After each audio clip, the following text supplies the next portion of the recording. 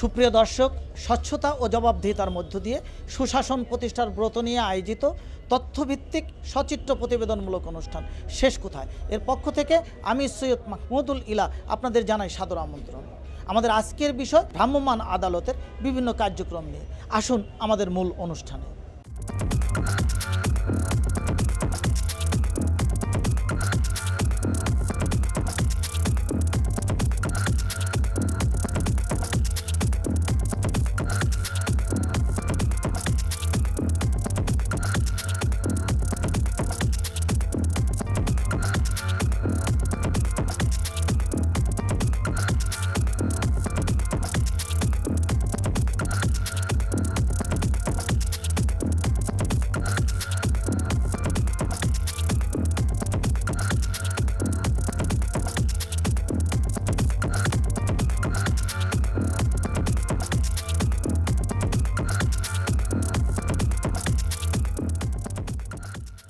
প্রিয় দর্শক,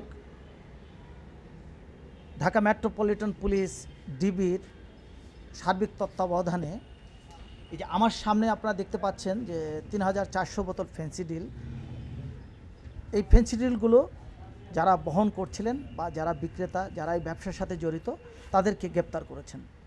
আপনি কতদিন যাবত এই ব্যবসার সাথে জড়িত? আমি কালকেই আসছি। আমার বলছে পরে আমি কালকেই আসছি। আমি এর আগে ব্যবসার সাথে জড়িত ছিলাম না। আপনাকে কি বলে নিয়ে এসছে? আমি বলছি যে বাইকে একটা কাজ আছে, আসো। আমি তারপরে বাইকটা নিয়ে আসছি।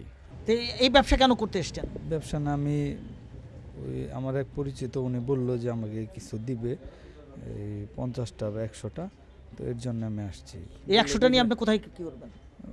নিজেদের ফ্রেন্ডের মধ্যেই। আমরা শুনেছি যে আপনি হলে গিয়ে কম্পিউটার ইঞ্জিনিয়ার হয়ে কাজ করেন কেন? যে মানে শখের বসে জড়ায় পড়ছি। আমাকে বললো যে একটা প্যাকেটের মধ্যে থাকবে, ওটা 50টা থাকতে পারে, 100টা থাকতে পারে, তুমি এটা নিয়ে যাও। কিন্তু আপনি যে আরেকজনের মোটরসাইকেল বা ওই ছেলেকে নিয়ে আসছেন কেন? মানে আমিও একজনের কথায় যে তোমরা আইসো, ওইভাবে আমি ভাবলাম যে অল্প তো মোটরসাইকেলে হাতে করে নিয়ে যাবে। আপনি কি করেন? আমি ড্রাইভারি। আপনি তো জানতেন যে এর ভিতরে ফেন্সিডিল উঠছে? জি, উনি বলছে যে এর মধ্যে জিনিস আছে, তুমি জিনিসটা লাভাই দিয়ে আসো। কি জিনিস বলছে? ফেন্সিডিল আছে। এই যে ফেন্সিডিল আপনার কাছে আছে বা আপনি নিয়ে এসছেন, কত টাকা ভাড়া ছিল আপনার? আমার ভাড়া না, গাড়ি ওদের, মালও ওদের, আমার শুধু এখানে লাভাই দিয়ে চলে যেতে হবে। মাদক ব্যবসা কতদিন যাবত শুরু করেছেন? ব্যবসার সাথে জড়িত 1.5 মাস। এর ভিতরে আপনারা কত বোতল ফেন্সিডিল ঢাকাতে পাচার করেছেন? এইবার 2বার।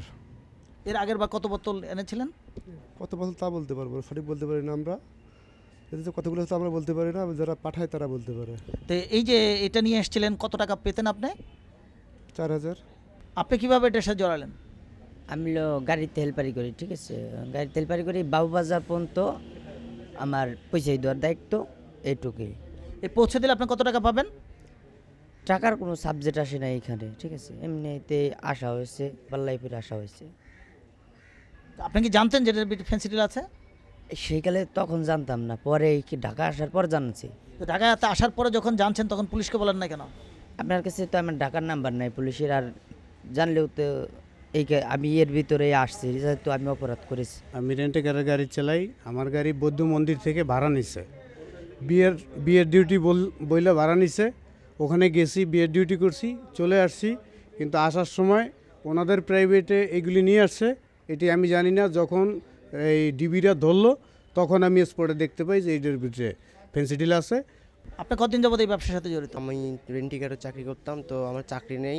পরে আমার এক বন্ধুর সাথে বলি, দোস্ত আমি তো অভাবে আছি ভীষণ, তা কী করি? তাই বন্ধুটা আমার এই লাইনটা দিল। প্রথম একবার টিপ দিছি একটা, পরে 1 টাকাও পাইনি, আর এই টিপি ধরা খাইছি।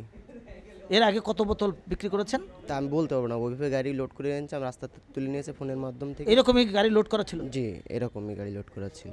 সেটা কোথায় আপনি দিয়েছিলেন? আমি সাভার পর্যন্ত দিয়ে আসছি। আপনি কতদিন যাবত এটার সাথে জড়িত? আমি স্যার গাড়ির সাথে চাকরি করি, আমি এর সাথে জড়িত না। আমার শুধু বলা হয়েছিল যে একটা গাড়ি আসবে আমিন বাজার, তুমি এটা ড্রাইভার দিয়ে চলে আসবে। আমাদের দেশের শিক্ষিত যুব সমাজ, তারা উচ্চতর ডিগ্রি নিয়ে বিশ্ববিদ্যালয় লেখাপড়া শেষ করে রাষ্ট্রবিজ্ঞানে মাস্টার্স করে তারা ফেন্সিডিলের ব্যবসা করছে। কেউ কম্পিউটার ইঞ্জিনিয়ার হয়েও এই ফেন্সিডিলের ব্যবসা করছে। আমরা প্রতিটি অভিভাবকের কাছে সবিনয় অনুরোধ জানাবো, আপনার সন্তান কোথায় কখন কি করে সে বিষয়টি আপনারা কি কখনো দৃষ্টি দিয়ে দেখেছেন? যারা রেন্ট কারের ব্যবসা করেন তাদের কাছেও আমাদের সবিনয় অনুরোধ থাকবে, আপনার গাড়িটি আপনি ভাড়া দিয়েছেন, সেই গাড়িটি কোথায় যাচ্ছে, কি করছে এবং সেখানে অবৈধ মাল টানছে কিনা সে বিষয়ের প্রতি আপনারা দৃষ্টি দেবেন। কথা বলছি ঢাকা মেট্রোপলিটন পুলিশ ডিবির সিনিয়র সহকারী পুলিশ কমিশনার মশিউর রহমান সাহেবের সাথে। এই যে আমরা দেখলাম যে এখানে প্রচুর পরিমাণে ফেন্সিডিল আপনি আটক করেছেন, কোথায় করেছেন? আমরা এদেরকে গ্রেপ্তার করেছি এবং ফ্যান্সিডিলকে আটক করেছি গাবতলি বেরিবাদস্থ দীপনগর নামক একটা এলাকা, সেই জায়গা থেকে মূলত। কত বোতল ফেন্সিডিল সহ এদেরকে গ্রেপ্তার করেছেন? এখানে একটা মাইক্রোবাস এবং একটা প্রাইভেট কারে মোট 3400 বোতল ফ্যান্সিডিল রক্ষিত ছিল এবং এদের সংক্রান্তে 9 জন মানুষকে আমরা গ্রেপ্তার করেছি। আমরা ইদানিং লক্ষ্য করছি যে ফেন্সিডিলের ব্যবসাটা ঢাকা শহরে আবার জমজমাট হয়ে উঠছে, এর কারণটা কি? সত্যিকার অর্থে যারা ব্যবসায়ী, এই অসৎ ব্যবসায়ী, তারা অর্থ উপার্জনটাকেই বড় মনে করে কি পথে অর্থটা উপার্জিত হচ্ছে সেটাকে গুরুত্ব দিচ্ছে না। নীতি নৈতিকতার ব্যাপারে তাদের একটুও ভ্রুক্ষেপ নাই। আমার অভিযানের দিক থেকে বলতে পারি প্রায় 10,000 বোতল ফেন্সিডিল আমার টিমকে নিয়ে আমরা উদ্ধার করতে পেরেছি। তাতে মনে হচ্ছে যে পরিমাণটা বেড়েই যাচ্ছে। আমরা ইতিপূর্বে দেখেছি যে ডিবির বিশাল সফলতা ছিল এবং ঢাকা শহরে ফেন্সিডিলের ব্যবসা বন্ধ হয়ে গিয়েছিল, কিন্তু আবার এটা শুরু হয়েছে। তাহলে কি আমরা বলবো যে আপনাদের তৎপরতা কমে গিয়েছে? আমাদের তৎপরতা যে কমেনি তার প্রমাণ হলো যে ইতিমধ্যে আমরা 18 দিনে 10,000 বোতল ফেন্সিডিল উদ্ধার করতে পেরেছি। যারা এই কাজ করে তাদের ব্যাপারে আমরা ঢাকা মেট্রোপলিটন থেকে শুরু করে একেবারে উৎপত্তি স্থল সেটা বেনাপোল, সাতক্ষীরা এবং ঝিনাইদহ, সেই জায়গা থেকেও আমরা লোকদেরকে গ্রেপ্তার করে নিয়ে আসতে থাকছি এবং আমরা চাচ্ছি যে উৎস থেকে শুরু করে টার্মিনাল এন্ড পর্যন্ত যারা সংশ্লিষ্ট তাদেরকে ধরার জন্য সেই অপরাধ যেই প্রান্তেই যারা করুক আমরা এর সূত্র ধরে অগ্রসর হব এবং আমরা ইনশাল্লাহ তাদেরকে গ্রেপ্তার এবং তাদের এই অবৈধ মাল আমরা সিজ করার, জব্দ করার জন্য আপ্রাণ চেষ্টা চালাচ্ছি।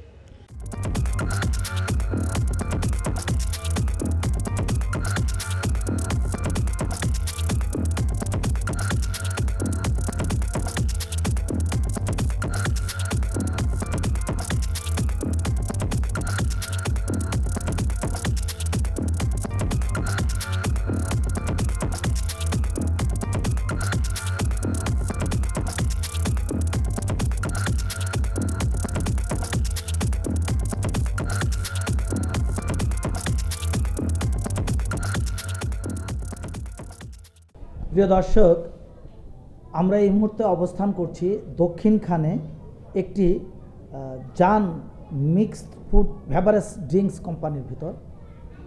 এই কোম্পানির আমরা এসে দেখতে পাচ্ছি এখানে এই যে যেমন বিএসটি এর যে লোগো আছে, অনুমোদনবিহীন এই লোগোটি তারা ব্যবহার করছে। এখানে যত বোতল আছে এই বোতলগুলো এই প্রতিষ্ঠানের,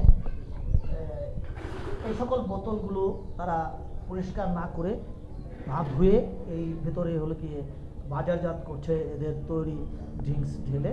তাদের প্রতিষ্ঠানের বেশ কিছু অরক্ষিত এবং নোংরা অবস্থায় যে তারা তৈরি করছে তার একটি উদাহরণ আপনাদেরকে দিচ্ছি।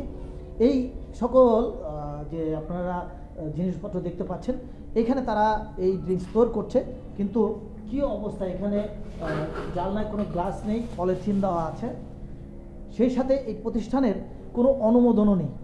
এই অনুমোদনবিহীন অবস্থায় তারা যে ড্রিঙ্কগুলো তৈরি করছে, এই ধরনের যারা প্রতিষ্ঠানের মালিক তারা একজন মানুষকে খুন করছে না, তারা রাতের অন্ধকারে, তারা দিনের আলোতে লক্ষ লক্ষ লোককে নির্মমভাবে হত্যা করছে। যে মেশিনটি আপনারা দেখতে পাচ্ছেন, এই মেশিন দিয়েই একসময় এই বোতলে তারা এই সকল তাদের উৎপাদিত পণ্য এর বোতলের ভিতরে ঢালতো, কিন্তু বর্তমানে মেশিনটি নষ্ট হয়ে যাওয়ার পর তারা আর এখন মেশিনের প্রয়োজন নেই, এটা তারা হাত দিয়েই ঢালছে। আমরা এই ব্যাপারে কথা বলছি এই প্রতিষ্ঠানের মালিকের সাথে। এখন কিভাবে আপনারা এই আপনাদের উৎপাদিত পণ্য বোতলজাত করছেন? এখন হাতে গ্লাভস পরে এখানে ভরে হাত দিয়ে মুখ ক্যাপ লাগানো হয়। কিভাবে করছেন একটু দেখান তো।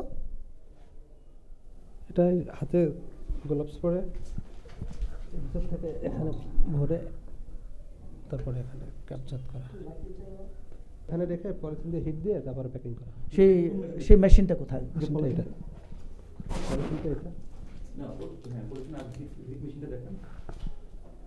এটা এটা হিট দিয়ে এটা ক্যাপসুলটা আটকায় দিচ্ছি, সিল করে দিচ্ছি। সিল করে দিচ্ছি? জি জি। এরপরে এটা কমপ্লিট, কাজ শেষ। এরপরে প্যাকিং করা হয়, প্যাকিং করা বড় পলিতে। আচ্ছা, তারপরে আপনাদের আর এখানে কি কি করছেন? আর কিছু মানে তো এই সমস্ত যে মিশায় যে কেমিস্ট সে উনি কোথায় বসেন? উনি এখানে আসেন না, এখন এখানে বসেন না রেগুলারলি, না মাঝে মধ্যে কতদিন পর আসেন। পর আসেন? 6 মাস 3 মাস? না, এই বছরে একবার? সপ্তাহে একবার বা 15 দিনে একবার এরকম আসেন। 15 দিনে একবার। আর এখানে আপনাদের যে ম্যাটেরিয়ালস তৈরি হয় প্রতিদিন? জি, প্রতিদিন 15 দিন হলিডে ছাড়া প্রতিদিনই হয়, জি। শুধুমাত্র বন্ধের দিন বাদ থাকে, তাছাড়া প্রতিদিন হয়। জি জি। তো আমরা তো জানি যে এখানে যখন আপনাদের এই পণ্য উৎপাদন করবেন ঠিক তখন এখানে কেমিস্ট থাকবে। তো কেমিস্ট 15 দিন বা 6 মাস বা 3 মাস বা 1 মাস পর পর এসে এই যে কাজটা করেন, এটা কি ঠিক করেন? জি না। তাহলে তার কি করা উচিত? এখানে সার্বক্ষণিক থাকা উচিত না উচিত না? তার থাকা উচিত। আচ্ছা, এই যে এই বোতলগুলো যখন কোম্পানি থেকে নিয়ে এসছেন, আনার পরে এটা ওয়াশ কি করেছেন? এখানে ওয়াশ করা হয়। তো এই যে আপনারা ওয়াশ না করে এর ভিতরে যে আপনারা ভরছেন, এটার ভিতরে যদি কোনো প্রকার কোনো জীবাণু থাকে, সেই জীবাণুমুক্ত না করে আপনি করছেন কেন? এটা দেখে দেখে ভরা হয়। ওয়াশ করাটা উচিত ছিল কিনা? জি। এতে মানুষের যদি ক্ষতি হয়, সেই ক্ষতিটা দেখবে কে? কথা বলছি র্যাব 1-এর ডেপুটি ডাইরেক্টর মেজর মুস্তাক আহমেদের সাথে। এই যে আমরা দেখতে পাচ্ছি যে এখানে বিপুল পরিমাণে আপনারা কিছু একটা উদ্ধার করেছেন, এই জিনিসটি কি? আমরা গোপন সংবাদের ভিত্তিতে জানতে পারি যে এখানে একটা কারখানা গড়ে উঠেছে, যেটা বিএসটি অনুমোদন ব্যতীত। এখানে আপনার ড্রিঙ্কস নামে একটা কারখানা গড়ে উঠেছে। তখন আমরা সেই তথ্যের ভিত্তিতে, আপনারা জানেন যখন র্যাব কোনো অপারেশন পরিচালনা করে তখন বিভিন্ন তথ্য উপাত্ত যাচাই বাছাই করে আমরা অপারেশনটা পরিচালনা করি। সেরকমভাবেই আমরা এখান থেকে নমুনা সংগ্রহ করি, তারপর সেটাকে তথ্য নিয়ে আমরা আজকে সকালে অপারেশনটা পরিচালনা করেছি। এই যে আপনারা অপারেশন করেছেন, এর ভিতরে আপনারা কি পেয়েছেন? আপনারা জানেন যে র্যাবের নিজস্ব ল্যাবরেটরি আছে, সেই ল্যাবরেটরির মধ্যে এক্সপার্ট কেমিস্ট্রির মাধ্যমে সেটাকে টেস্ট করা হয়েছে। প্রথম ধাপে আমরা কালার টেস্ট করি। কালার টেস্টে যখন পজিটিভ হয় তখন আমরা এটা কেমিক্যাল টেস্ট করি। কেমিক্যাল টেস্টে পজিটিভ হলে আমরা টিএলসি করি, থিন লেয়ার ক্রোমাটোগ্রাফি টেকনিকে যাই, অথবা কনফার্ম টেস্ট করি। আমাদের এখানে 1.5 কোটি টাকা মূল্যের একটি GCMS নতুন মেশিন আছে, আমরা পরবর্তীতে সর্বশেষে ওই মেশিনকে টেস্ট করে আমরা ফাইনাল রিপোর্ট দেই। আনুমানিক 3 সিসি নমুনা আমি একটা ফ্রেশ টেস্ট টিউবে নিলাম, নিয়ে এটাকে অম্লীয় করার জন্য হাইড্রোক্লোরিক অ্যাসিড দিব, 12% হাইড্রোক্লোরিক অ্যাসিড। আমরা টেস্ট টিউবে আনুমানিক 3 সিসি নমুনা নিলাম, তবে এটাকে অম্লীয় করার জন্য আমরা 1 সিসি পরিমাণ হাইড্রোক্লোরিক অ্যাসিড যোগ করলাম। হাইড্রোক্লোরিক অ্যাসিড যোগ করে অম্লীয় করে একটু ঝাঁকিয়ে নিলাম। এখানে আমরা রিয়েজেন্ট যোগ করছি। রিয়েজেন্ট যোগ করলেই কালার একদম চেঞ্জ দেখা যাবে, যে এখানে অদক্ষেপ পড়ছে, অরেঞ্জ, রেড আর অরেঞ্জ অদক্ষেপ পড়ার কথা নিয়ম অনুযায়ী। আমাদের এখানে বেশ ভালোই অদক্ষেপ দেখা যাচ্ছে। এটা ক্লিয়ার সলিউশন ছিল। এই form, it means clear solution, এবং এটা কালার চেঞ্জ হয়ে যে ফর্মে আসলো, এটা পজিটিভ টেস্ট ফর অপিয়েটস। এই যে আপনারা যে কালারটি এখন দেখতে পাচ্ছেন, এর ভিতরে পূর্বে এই ধরনের কালারই ছিল, কিন্তু যেহেতু এই জিনিসটি যে ফর্মুলায় করা হয়েছে বা যে প্রোডাক্ট তৈরি করা হয়েছে, প্রোডাক্টটি মাদক দ্রব্য দিয়ে করা হয়েছে এবং এটা মানব দেহের জন্য অত্যন্ত ক্ষতিকর, এবং সেই মাদক আছে বলেই এটার কালার চেঞ্জ হয়ে গেছে। আর যদি মাদক না থাকতো তাহলে ঠিক অ্যাজ ইট ইজ এই যে কালারটি আপনারা দেখতে পাচ্ছেন এর মতোই থাকতো। পরীক্ষায় যা পেয়েছি সেটা হচ্ছে জান mixed fruit flavoured drinks level একটা পেট বোতল ছিল, যার মধ্যে 250 মিলিলিটার কমলার বর্ণের তরল পদার্থ ছিল, এবং কমলার বর্ণের তরল পদার্থের মধ্যে অপিয়েটস পাওয়া গেছে, যেটা অপিয়াম উদ্ভূত মাদক।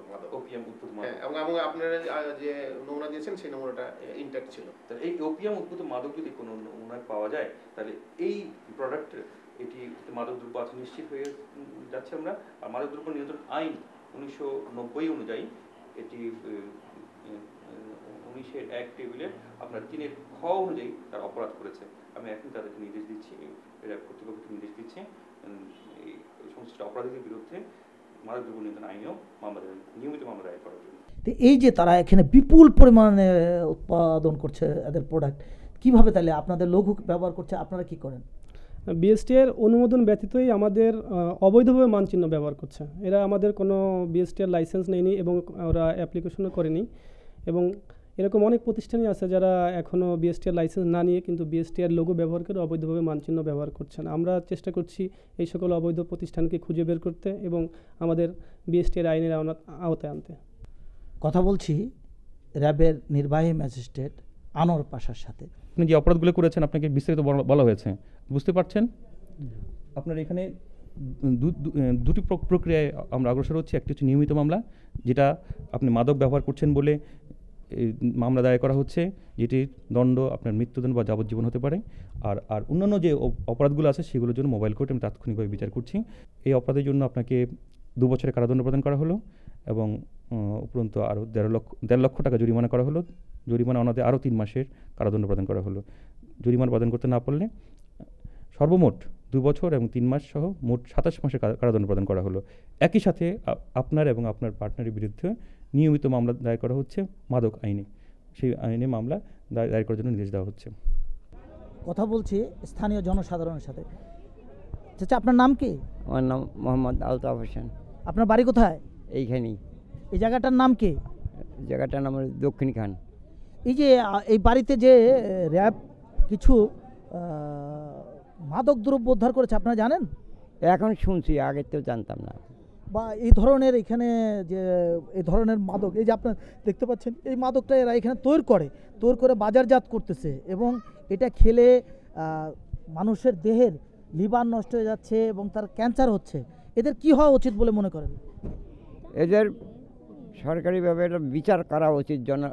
এরা জনগণের বিরুদ্ধে কাজ করতেছে এরা। এই জন্য কী ধরনের সাজা তাদের করা উচিত? অত্যন্ত সাজা দেওয়ানো দরকার, জীবনে যেন না করে এগুলা। এদেরকে আপনারা কিভাবে এই সমাজে আপনারা তাদেরকে দেখবেন? তারা অত্যন্ত ঘৃণ্য অপরাধী, তাদের দৃষ্টান্তমূলক শাস্তি আমরা দাবি করছি। তো এখন কি এটা খাওয়া উচিত না বন্ধ করা উচিত? এটা তো বন্ধ করা উচিত। কি করা উচিত? বন্ধ করা উচিত। বন্ধ করা উচিত। এই ধরনের খাবার বন্ধ করা উচিত। কথা বলছি র্যাব 1-এর পরিচালক লেফটেন্যান্ট কর্নেল রাশিদুল আলম সাহেবের সাথে। যে আমরা জেনেছি যে আপনার নেতৃত্বে একটি মাদক ফ্যাক্টরি আপনারা আবিষ্কার করেছেন। কিভাবে এবং কখন আপনারা আবিষ্কার করলেন? যেহেতু মাদকের বিরুদ্ধে আমাদের অবস্থানটি খুবই আপসহীন, সেই জন্য আমরা সবসময় একটা ভেঞ্চারে থাকি যে মাদক কোথা থেকে উৎপত্তি হচ্ছে, কিভাবে আমাদের দেশে প্রবেশ করছে এবং এটার কারা এটাকে বাজারজাত করছে এবং কারা এটাকে ব্যবহার করছে। তো যেহেতু প্রতিনিয়ত আমরা সেটা যুক্ত আছি, সেই জন্য প্রতিনিয়ত দেখা যাচ্ছে যে বিভিন্ন ধরনের মাদকের প্রসার লাভ ঘটছে। তো এই জিনিসগুলির মধ্যে কিছু কিছু ড্রিঙ্কস আছে যেটা বিএসটিআই অনুমোদিত নয়, সম্পূর্ণ অবৈধভাবে এই মাদক এই পানীয়গুলি তৈরি করা হচ্ছে এবং সেই সাথে আমরা এগুলি বিভিন্ন সময় র্যান্ডামলি বাজার থেকে পিক করে ফেলি স্যাম্পল হিসাবে। পিক করার পরে সেগুলিকে আমরা আপনারা জানেন যে র্যাবের একটি স্বয়ংসম্পূর্ণ ল্যাবরেটরি আছে, ফরেন্সিক ল্যাবরেটরি, সেখানে আমরা এটাকে পরীক্ষা করি এবং পরীক্ষা করে যখন দেখতে পাই যে যেমন ধরেন আজকে যে অভিযানটা পরিচালনা করা হয়েছে, এটি একটি বাজারের একটি পণ্য যেটাকে ফ্রুট ড্রিঙ্কস হিসাবে, মিক্সড ফ্রুট ফ্লেভার ড্রিঙ্কস হিসাবে বাজারে এটা পরিচিত, যার একটা নামও আছে। এটাকে আমরা পিক আপ করার পরে যখন আমরা এটার স্যাম্পল টেস্ট করি, স্যাম্পল টেস্ট করার পরে দেখতে পারি যে এটার ভিতরে ওপিয়াম উদ্ভূত এক ধরনের মাদক আছে। That means it is nothing but এক ধরনের মাদক দ্রব্য যেটা খেয়ে যে কোনো ব্যক্তি এটার উপরে আসক্তি চলে আসে এবং পর্যায়ক্রমে এটা সেক্রমেই আরও বেশি খেতে থাকে। ইনফরমেশন পাওয়ার পরে আমরা এটা একটা গাড়ি প্রথমে আটক করি রাস্তা থেকে। আটক করার পরে এটা ধারাবাহিকতায় আমরা তাকে জিজ্ঞাসাবাদ করি এবং পরবর্তীতে এটা আমরা ব্যাক ট্র্যাক বা ব্যাকওয়ার্ড লিঙ্কেজ কোথায় আছে খুঁজতে খুঁজতে আমরা ফ্যাক্টরিটাকে আমরা খুঁজে পাই এবং সেখানে আজকে সারাদিন এখানে অভিযান পরিচালনা করা হয় আমাদের র্যাবের কর্মকর্তা এবং র্যাবের ম্যাজিস্ট্রেটকে নিয়ে এবং সাফল্যজনকভাবে সেই কারখানা এই একটি ওপিয়াম উদ্ভূত মাদক দিয়ে তৈরি ফ্রুট ড্রিঙ্কসের সেই ফ্যাক্টরি আমরা মানে এটার পিছনে যারা যুক্ত আছেন বা এই অপরাধের সাথে যারা কাজ করে যাচ্ছেন তাদেরকে আমরা ধরতে সক্ষম হই, তাদেরকে বিচারের আওতায় নিয়ে আসা হয়েছে ইতিমধ্যে।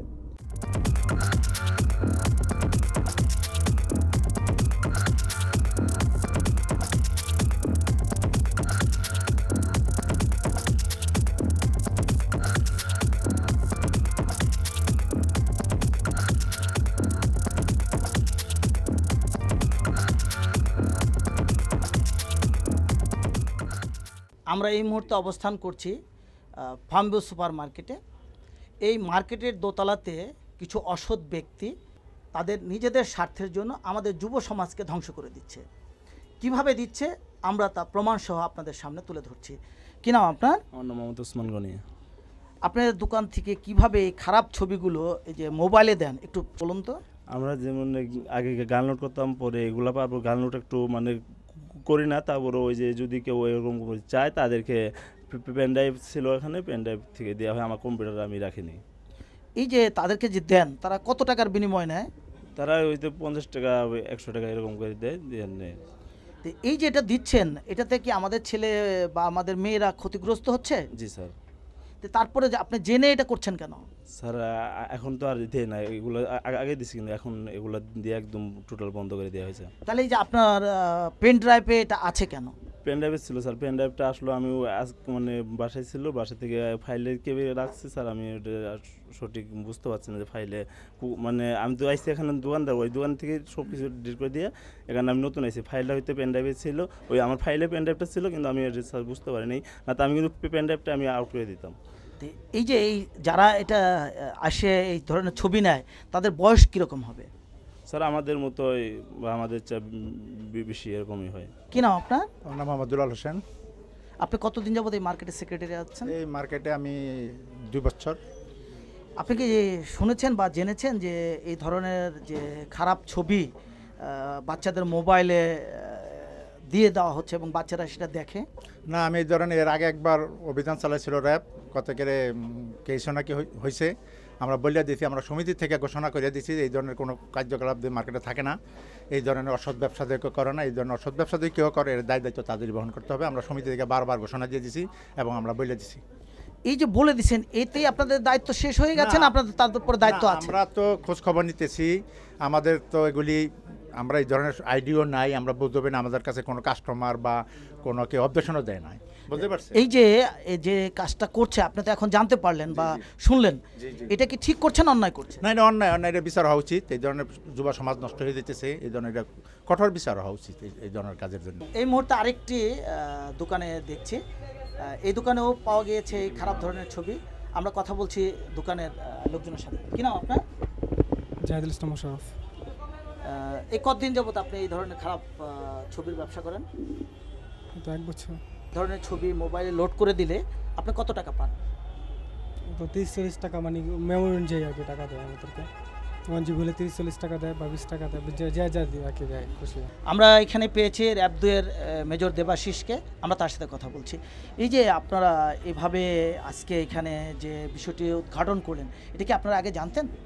হ্যাঁ, আমাদের কাছে আগে থেকে গোয়েন্দা তথ্য ছিল যে এরকম মার্কেটে বিভিন্ন দোকানে অবৈধভাবে এই সিম কার্ড এবং যেটা মেমোরি কার্ডের মাধ্যমে পর্নোগ্রাফি বিভিন্ন মোবাইলে দেওয়া হয়। তো সেই হিসাবে আমরা তার তথ্য কালেকশন করার পরে তারপরে আমাদের যে র্যাবের যে ম্যাজিস্ট্রেট তার সাথে যোগাযোগ করলে তার সাথে আজকে আমরা এই অভিযান চালাই। এ পর্যন্ত কতগুলো দোকানে আপনারা এটা পেয়েছেন? প্রায় 10-12টা দোকানের মধ্যে আমরা এই ধরনের বিভিন্ন মেমোরি কার্ডের মধ্যে অবৈধ যে ছবিগুলো এগুলো পেয়েছি। কি নাম আপনার? আমার নাম মোহাম্মদ ওসমান গনি। আপনি কি কাজ করেন? আমি ওই মোবাইল সার্ভিসিং এবং মোবাইলে হার্ডওয়্যারের কাজ করি। কতদিন যাবত এই কাজ করেন? 1 বছর যাবত। আচ্ছা, আপনার কাছ থেকে যে এই মেমোরি কার্ডে এই ধরনের নগ্ন ভিডিও সবাই কপি করে নিয়ে যাচ্ছে, জি, এটা কি আপনার কাছ থেকে নিয়ে যাচ্ছে? আমার কাছ থেকেও নিয়ে আসছে। আপনি কত করে বিক্রি করছেন এটা? এগুলা কেউ 50 টাকা দেয়, 60 টাকা দেয়, 80 টাকা দেয়, এরকম করে দেয়। এই অশ্লীল নগ্ন ভিডিওগুলা এগুলা মোবাইল ফোনে দেখার জন্যই তো নিয়ে যাচ্ছে? জি স্যার।